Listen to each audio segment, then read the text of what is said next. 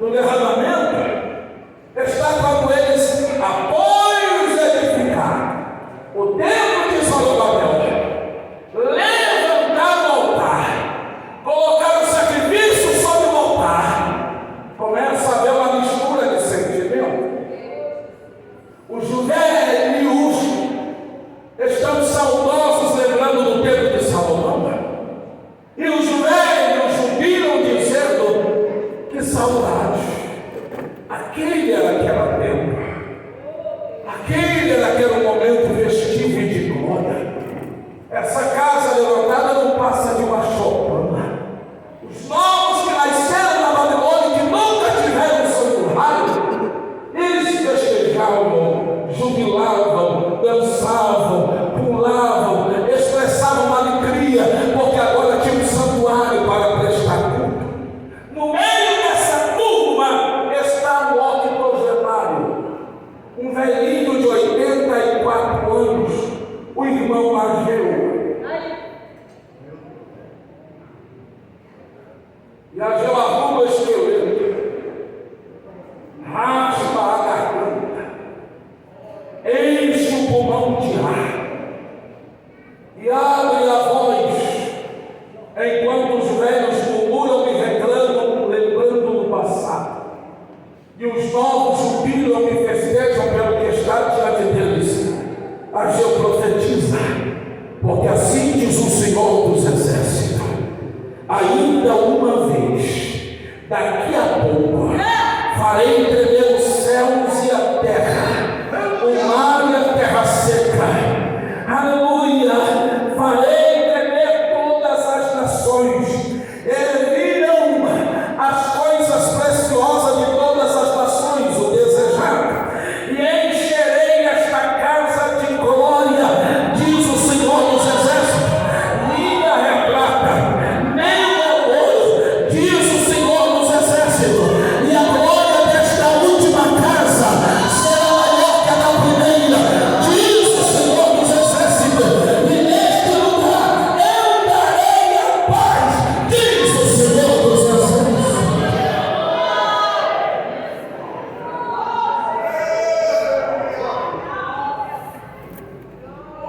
Olha para esse crente e diga: grave essa palavra. Ele não profetiza sobre o templo, ele profetiza sobre casa. O último profeta, 2 meses depois de Ageu, inicia o seu ministério num tempo recorde curto, ele termina. E Zacarias e Malaquias, ambos, um seguido do outro, profetizaram a respeito de um derramamento. Um profetizou que esse derramamento viria quando terminar uma guerra. Quando a guerra acabar, quando a guerra terminar e aparecer o Messias de Israel, com o derramamento do Espírito de súplica, aleluia, sobre a nação, Deus viria com o seu poder sobre ela. Já Malaquias, ele diz: aquieta, porque Elias voltará e ele converterá o coração do pai ao filho, o coração do filho ao pai, e haverá um derramamento do Espírito. Fecha-se o rolo no Velho Testamento há 400 anos de silêncio, que é o período chamado interbíblico. Naquelas Bíblias mais antigas que separavam o Velho do Novo Testamento, tinha 4 folhas brancas. E alguns crentes, com um pouco de entendimento, quando abria a Bíblia para dizer: Deus fala comigo, e caía das folhas brancas, ele dizia: Deus não quer falar nada. Na realidade, aquelas 4 folhas simbolizavam os 400 anos em que Deus não falou. Os 400 anos em que o céu ficou de bronze. Os 400 anos, um período que Deus silencia-se para com a nação. Quando termina esses 400 anos, quem está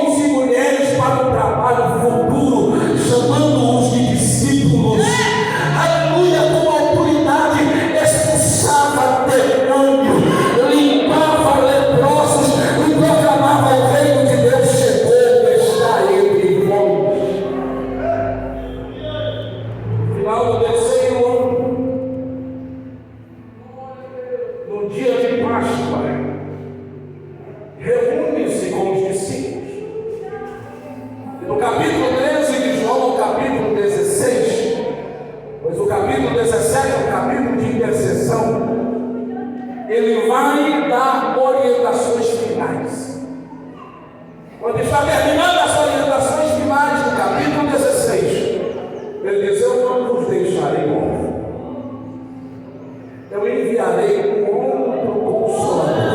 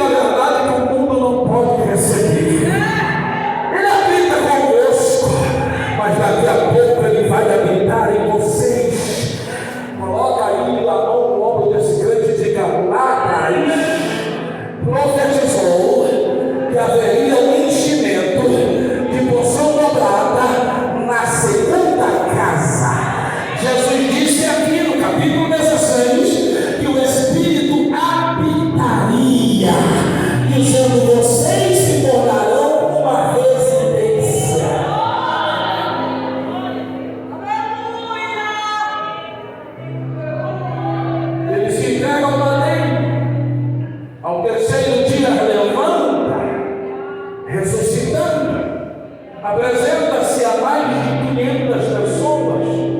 Por final a Paulo e Tiago, é assunto aos céus, mas na montanha, quando a multidão está mais, ele lhes dá uma ordem: ficai na cidade de Jerusalém, porque não muito depois desses dias recebereis a promessa do meu Pai.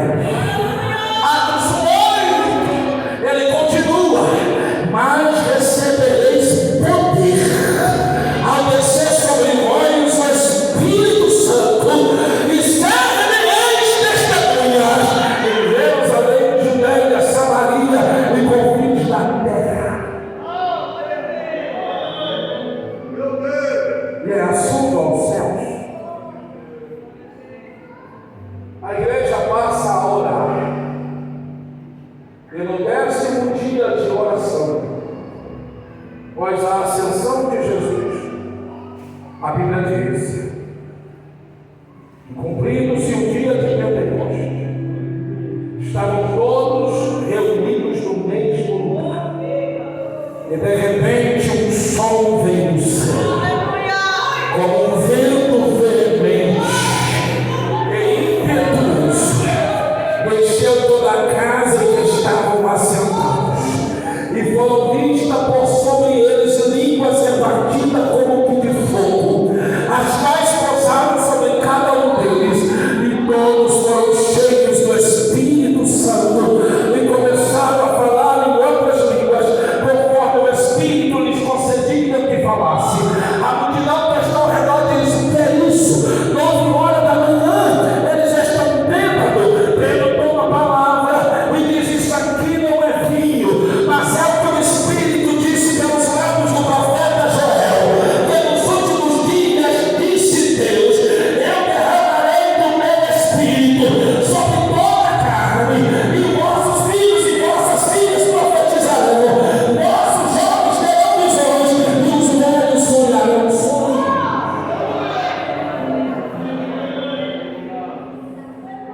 Olha para esse grande e diga: essa chuva é a que Joel profetizou, a chuva temporânea. Olha para esse grande e diga: aqui prepara a terra. Diga: não é a chuva pesada. Não, ele não está entendendo, né? Olha para ele: Joel profetizou que nos últimos dias 2 tipos de chuva seriam derramadas, quando o cumprimento do derramamento do Espírito. E a primeira chuva seria temporânea, uma chuva fraca, para molhar e regar a terra, preparando-a para a semente. E a última chuva seria a chuva seródia, uma chuva pesada, aleluia, para regar a semente, para ela produzir fruto. Balança esse crente e diga: a chuva temporânea caiu no Pentecostes, mas hoje Deus quer derramar a chuva seródia, a chuva pesada, Senhor. Eu começo a concluir, porque a terceira visão desse texto, embora ele seja histórico e escatológico, embora ele seja para Israel, esse é um texto contemporâneo, é um texto que nos pega aqui hoje. Porque é isso.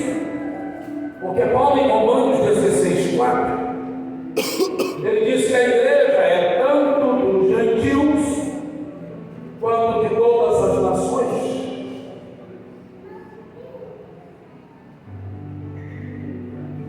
Em Romanos 9-11,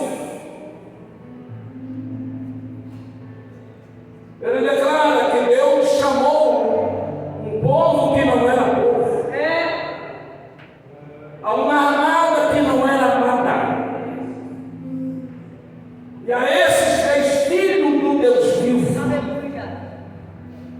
E quando está terminando o texto de Romanos 9, o verso 24, ele diz que Deus não chamou a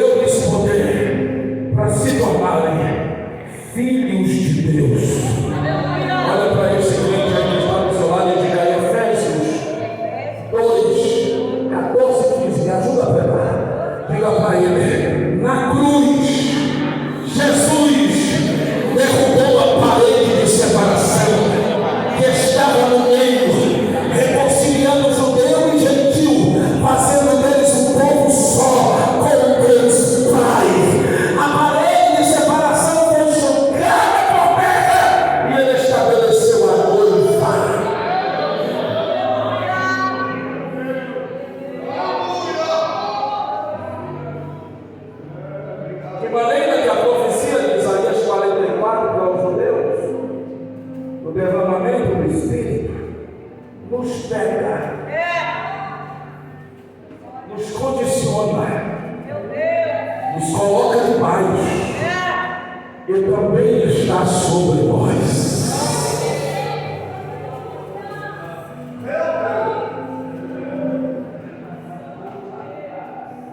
Aleluia, aleluia.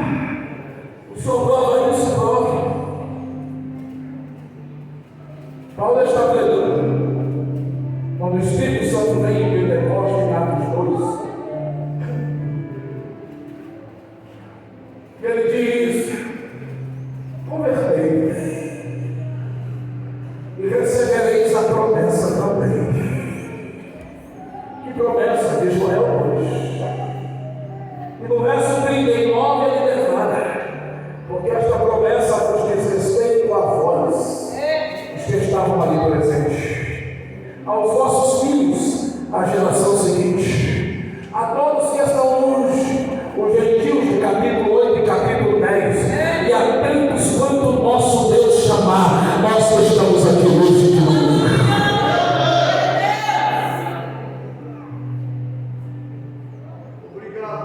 Há uma guerra teológica entre pentecostais, entre tradicionais de linha reformada. Se essa promessa ainda é vívida para hoje, se ela ainda está em vigor, se ainda há necessidade. Alguns anos atrás o combate era de que as línguas que caíram sobre os crentes em Atos 2 não eram línguas estranhas como se fala, mas eram idiomas. Só que aí os teólogos colocaram as coisas no devido lugar, dizendo que no texto não existe apenas glossolalia, línguas inteligíveis, línguas que não se discernem, mas no texto também tem línguas relacionadas à maternidade, paternidade.